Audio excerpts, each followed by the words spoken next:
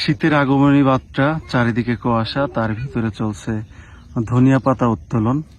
দেখতে পাচ্ছেন এই যে মফিজ ভাই, আর হচ্ছে এই যে সাথে হচ্ছে কফি লাগানো হয়েছে, এই যে দেখতে পাচ্ছেন। অর্থাৎ একই সাথে দুইটা সবজি, একটা হচ্ছে ধনিয়া পাতা আর একটা হচ্ছে বর্তমান সময় চাহিদা অনেক ভালো ধনিয়া পাতার, হাই। আর হচ্ছে এই যে সাথে হচ্ছে কফি লাগানো হয়েছে, একই সাথে দুইটা কাজ হয়ে যাচ্ছে আর কি।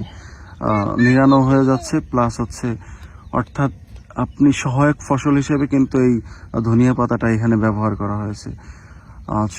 কপির যেই চাষের জন্য টাকা খরচ করা হয়েছে, অর্থাৎ দুইটা ফসল একসাথে করার কারণে কিন্তু এই যে চাষের খরচ, ওষুধপত্রের খরচ, সেটা কিন্তু একদিকে দিয়ে মানে উঠে যাচ্ছে, সেদিকে কফিতে লাভবান হওয়ার আশঙ্কাটা তো কিন্তু বেশি থাকে। কিন্তু বৈরী আবহাওয়া, প্রাকৃতিক দুর্যোগ, এগুলা হচ্ছে ব্যাপকভাবে আঘাত আনতে পারে বা ক্ষতি করতে পারে এই ফসলগুলোর।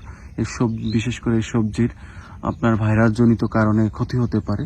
এগুলা হচ্ছে অনেক ভালোভাবে মেনটেন করতে হয়, অনেক ভালোভাবে আপনার হচ্ছে কি দিক নির্দেশনা নিতে হয়, পরীক্ষা নিরীক্ষা করে কোন সময় কোন ওষুধটা লাগবে সেগুলো কিন্তু প্রয়োগ করতে হয়।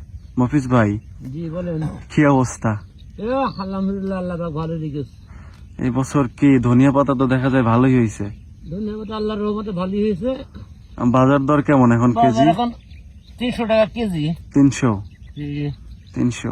এখন এই যে কফি মানে তো লাগাইছেন, তাতে দুইটা ফসল একসাথে চাষ করার লাভটা কি আসলে? ভালো দিক।